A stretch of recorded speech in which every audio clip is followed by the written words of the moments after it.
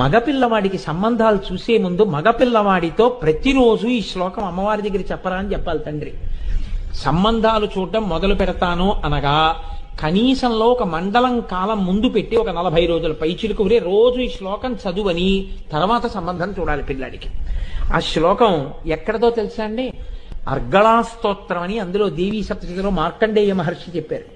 అంత గొప్ప శ్లోకం. అది కేవలం మగపిల్లలకి మంచి భార్య రావడానికి, వెళ్ళిన పిల్ల మంచి భార్యగా భర్త వెంట నడవడానికి అది మహామంత్రమై పనిచేస్తుంది.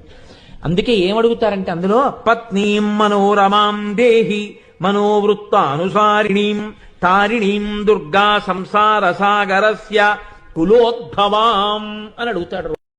మగపిల్లవాడికి సంబంధాలు చూసే ముందు మగపిల్లవాడితో ప్రతిరోజు ఈ శ్లోకం అమ్మవారి దగ్గర చెప్పరా అని చెప్పాలి తండ్రి.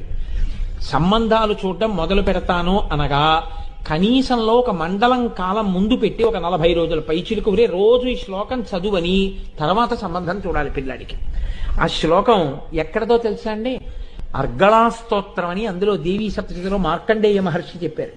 అంత గొప్ప శ్లోకం. అది కేవలం మగపిల్లలకి మంచి భార్య రావడానికి, వెళ్ళిన పిల్ల మంచి భార్యగా భర్త వెంట నడవడానికి అది మహామంత్రమై పనిచేస్తుంది.